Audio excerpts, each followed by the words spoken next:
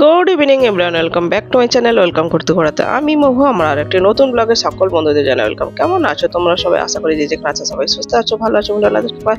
তো আমরাও বেশ ভালো আছি। তো চলো, আমি সন্ধ্যা থেকে কিন্তু ব্লগটা আজকে স্টার্ট করছি। আর সকাল থেকে জানো তো আমি খুব ব্যস্ত আছি, এতটা ব্যস্তর মধ্যে আমি ঠিক তোমাদের বলে বোঝাতে পারবো না, যার জন্য ব্লগটা স্টার্ট করতে পারিনি।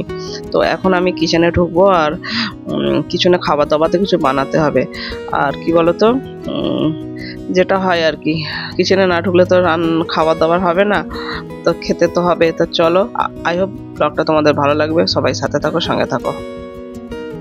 তো আমি কিন্তু অলরেডি কিচেনে ঢুকে গেছি, আর আমরা কিন্তু ওই 7:30 পৌনে 8টার দিকে চা খেয়েছি। তো তার আগে কিন্তু আমি আটা আর ময়দা দুটো মিশিয়ে কিন্তু আমি পরোটা বানাই সবসময়। তো আমি পরোটা করার জন্য আমি কিন্তু আটা ময়দা আগে থেকে মেখে রেখেছিলাম, রেখে 1 ঘন্টা রেস্টে রেখেছিলাম। আর রেস্টে রাখলে কি হয়, পরোটা বলো লুচি বলো এগুলো খুব ভালো হয়। যাই হোক, আমি এবার দুটো দুটো করে পরোটা আগে কয়েকটা বেলে নিয়েছি। বেলে নিলে কি আমি ওই একটা একটা করে বেলা, এটা আমার পক্ষে হয় না, যার জন্য আমি দুটো 4টে 5টা 6টা একেবারে বেলে নিয়ে এইভাবে দুটো দুটো করে আমি পরোটা আমি ভাজতে থাকি আর কি। আর আজকে ইচ্ছে ছিল একটু ঘিয়ে বানাবো, তো ছেলেকে বললাম, ছেলে তো রাজি, অসুবিধা নেই ওর দিক দিয়ে, কিন্তু আমি মিস্টার মন্ডলের এখন ঘিয়ে খুব একটা বেশি ঘি বাটার গুলো দিচ্ছি না, দিচ্ছি অল্প পরিমাণে ওকে দিচ্ছি। ডক্টর যদিও বলেছে সবকিছু খাওয়া চলবে, তবুও আমি চেষ্টা করি আমার দিক দিয়ে যতটা সতর্ক সহিত ওকে রাখা যায়, তো মানে বিশেষ করে হেলথের দিকে, যার জন্যই আমি আর ঘিয়ে করলাম না। মাঝে মধ্যে আমাদেরও কিন্তু ঘিয়ের পরোটা খেতে খুব ভালো লাগে, আমার তো বেশ ভালোই লাগে। যাই হোক, এইভাবে দুটো দুটো করে পরোটাগুলো আমি করে নিচ্ছি। আর কি বলতো, ছেলে বাড়িতে আসলে না, আমি চেষ্টা করি সবসময়, আমার যতই বাইরে যতই কাজে আমি ব্যস্ত থাকি না কেন, আমি চেষ্টা করি আমার নিজের হাতে আমি যদি ছেলেকে কিছু করে খাওয়াতে পারি, ভালো মন্দ আমার যতটুকু সামর্থ্য যতটুকু সাধ্য, তার মধ্যে যদি আমি করে খাওয়াতে পারি, তাতে কি বলতো আমার মনে একটা বিশাল শান্তি পাই। আমার ছেলেরও খেয়ে ভীষণ তৃপ্তি হয়, এটা আমি দেখেছি। কারণ ছেলে বলে, যতই আমি বাইরে যতই ভালো মন্দ খাই না কেন, মায়ের হাতে রান্নার স্বাদই আলাদা।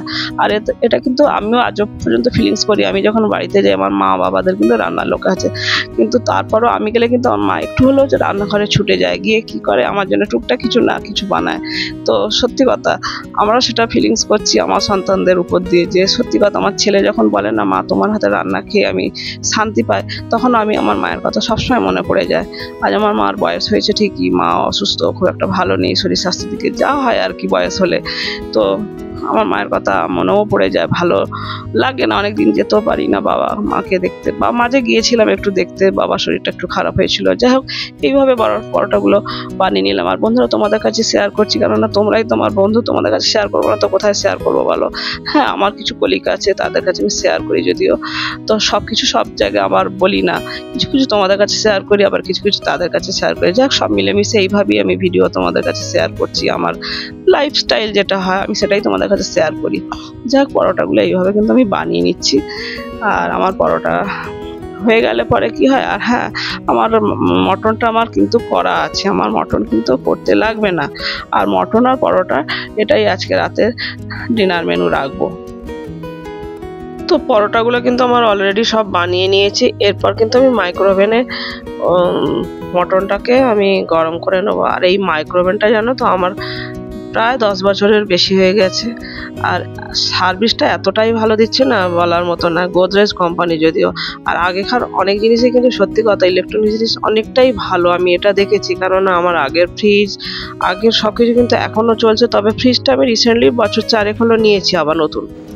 তো এখানে মাইক্রোওভেনের মটনটা গরম হোক ততক্ষণ, তারপরে বের করে নেবো গরম হয়ে গেলে পরে।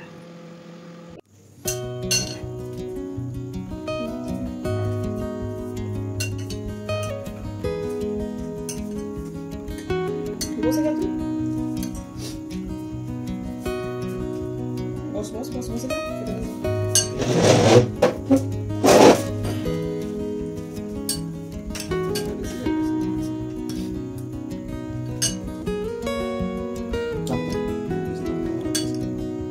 পরোটা দিয়েছি তো, ঠিক আছে, লাগবে বলবি, লাগবে না, বেশি ঝোল দিও না, ঝোল না, গ্রেভি ঘন হয়ে গেছে।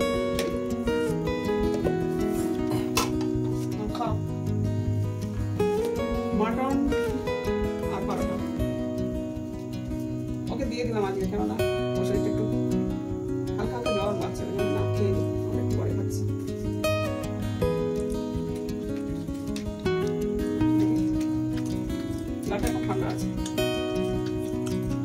খাওয়া ভাত দিয়ে আমরা পরে খাচ্ছি। ও খাক, আমরা পরে খাবো।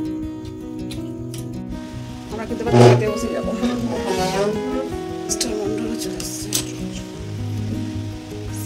মটন আর পরোটা এই আমাদের ডিনার আছে। আর ছেলেকে তো আগে খেতে দিয়ে দিয়েছি, কেন কি ছেলের শরীরটা একটু মানে হালকা জ্বর জ্বর মতো ভাব আছে। সিজন চেঞ্জ ব্যাপারটা নয়, এখানে হচ্ছে একটু ঠান্ডা গরম করেছে। চলো খাওয়া দাওয়া স্টার্ট করো, শুরু করো। হ্যাঁ, আর আজ শশা কাটনি না? তো অনেক সময় তো মিস্টার মন্ডল শশা সালাদ রাত্রের দিকে করে, আর সকাল থেকে এত আমাদের কাজ ছিল না, মানে আর কি বলবো, প্রচুর মানে কাজের চাপ। চোখ মুখ দেখছো না, চোখের অবস্থা কী অবস্থা, প্রচুর কাজের চাপ। সবাই ব্যস্ত, সবাই ব্যস্ত। আর মটনটা যেটা সত্যি সেটাই বলে, আমার মটনটা করা ছিল, যার জন্য আমার মটন আর করতে লাগেনি। পরোটাটা শুরু করেছি, ব্যাস। রাত্রিটা একটু থাকলে যথেষ্ট।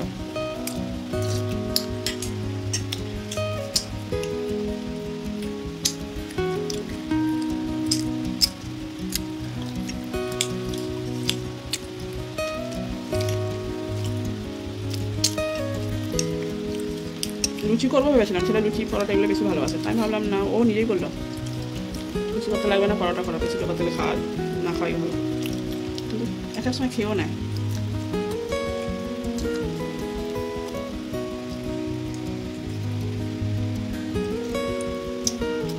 আমরা খাওয়া শেষ করি, বুঝলে। Good morning.